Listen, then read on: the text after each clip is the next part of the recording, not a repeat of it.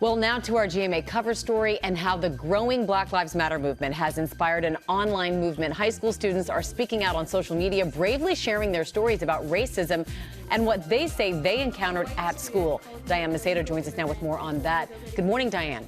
Amy, good morning. We've counted at least 60 Instagram accounts, all dedicated to exposing racism at their respective schools across the country. To do that, they're asking current and former students to share their personal stories.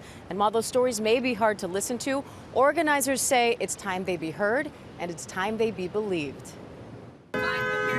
As young protesters take to the streets supporting the Black Lives Matter movement, another movement is appearing on Instagram.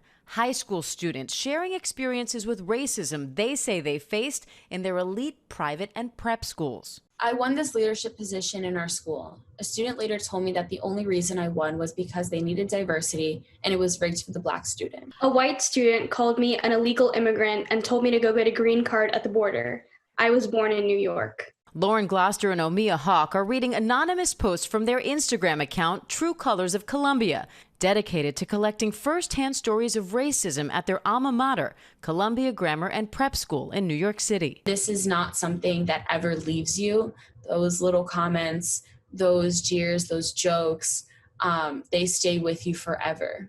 It's just one of dozens of similar Instagram accounts about schools all across the country, like the Black at Tabor account dedicated to stories from Tabor Academy in Marion, Massachusetts. One post reads, "My first week a teacher came up to me and before even asking my name said, 'So what sport did they recruit you for?'" Tabor alum and account creator Yasmin Madmoon says her prestigious boarding school education came at a cost. I feel like way too often, especially the Black kids at Tabor, you share your experiences and everybody tells you your experience isn't real or it isn't valid. Ultimately, the hope of the students that are speaking out is that the administration of these schools will do something, that their peers become more aware of, what qualifies as a racist comment. In a statement to ABC News, Tabor Academy writes in part, "We pledge to actively create a safe and equitable anti-racist learning community at Tabor." And Columbia Grammar tells us it is clear that we have important and long overdue work ahead.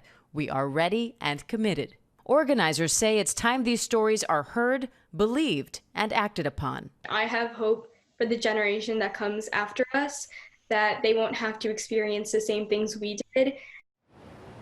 And we're told many of those accounts have also sent specific demands to their respective schools, asking for things like more representation in the curriculum, more representation among the faculty, disciplinary action for discrimination. And they want to see at least some of those changes implemented before the start of the school year, Whit.